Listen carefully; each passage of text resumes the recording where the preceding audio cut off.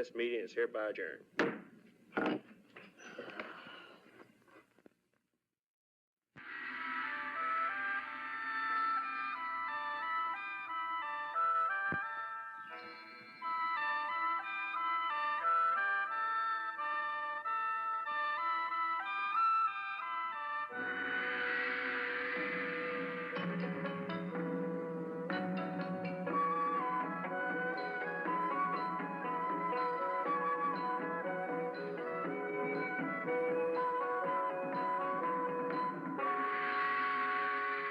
A thousand pardons for my intrusion.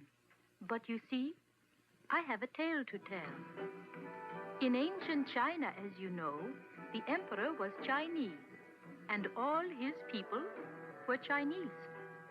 This is the setting for our tale, which happened many, many years ago. And that is all the more reason for telling it, lest it be forgotten. At that time, the most exquisite building in the world was the palace of the emperor. Before it lay a great garden which contained the most rare and beautiful flowers. A garden so large, even its gardener did not know for certain where it ended. If one traveled far enough to reach the end of this garden, one came to a wood with lofty trees and silvery lakes. This wood extended to the sea, where fishermen fished, and ships with towering masts sailed with the wind. Now, in this forest by the sea, lived a nightingale with a voice like 1,000 tinkling wind chimes. When he sang, the sailors stopped their work and exclaimed, "Ah, how beautiful." Travelers came from the four corners of the earth to this, the emperor's city, to observe its wonders. Oh, they admired the palace and the gardens. But when they heard the nightingale, they cried, "This is indeed the greatest wonder of them all." And when they returned to their homelands, they praised the beauty of the emperor's city. But mostly, they spoke of the heavenly voice of the nightingale. Some wrote books on the subject. My beautiful city, my glorious palace, my exquisite gardens. And everyone speaks about a tiny nightingale. And I, the emperor, keeper of the golden key, have neither seen nor heard this bird? Ridiculous.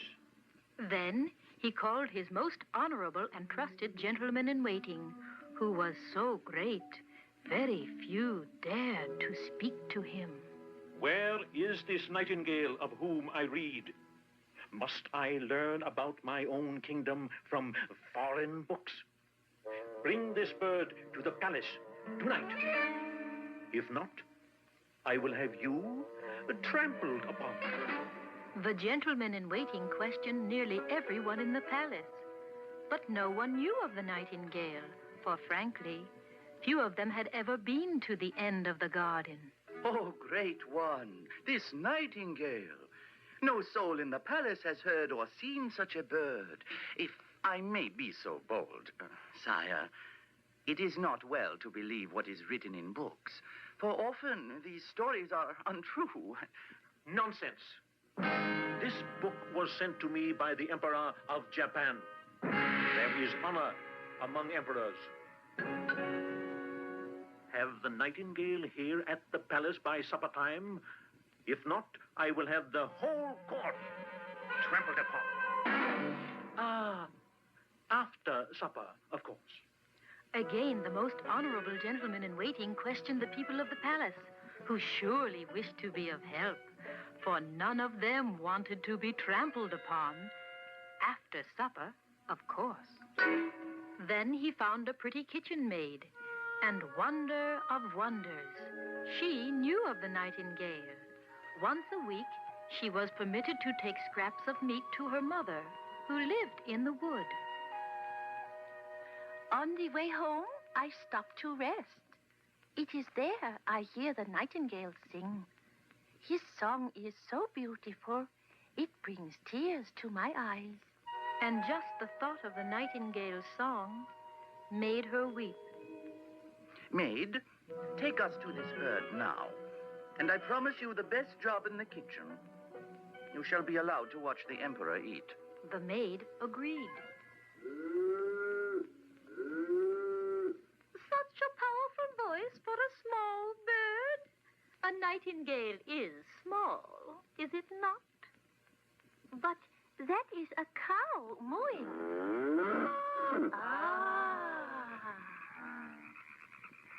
Delightful. Frogs croaking.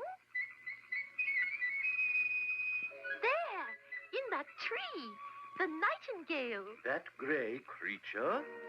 Little nightingale, the emperor wishes you to sing for him. Now? Well, no. The emperor lives in the great palace beyond the garden. It is there he wishes you to sing. Before supper, if possible. I shall miss my trees. But if the emperor commands, I shall be there. Before supper, of course. The throne room glittered with the light of many lanterns. The court assembled with great joy. Their reason for that was clear. The maid was brought up from the kitchen, where she had already been given a better job. The nightingale sat on a golden perch, opened his throat, and how he sang. Tears rolled down the emperor's cheeks, and overcome with emotion, he said, Truly, you have charmed the court. Take my golden key, wear it round your neck. I brought tears to the eyes of an emperor. To me, that is more valuable than gold. Nightingale, please stay. I have need of you. Being an emperor is not easy, you know. The nightingale, though he knew he would miss his green lofty trees, agreed.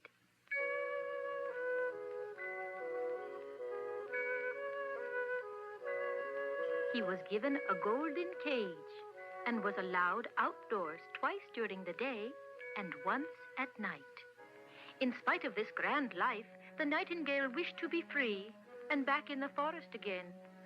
But he said nothing, for he felt his duty was to his emperor. And the emperor appreciated this. Until one day, he received a package. Inside was a nightingale, but not real. A toy one, made of silver and sprinkled with diamonds and sapphires. When it was wound, it sang magnificently, but it only knew one song.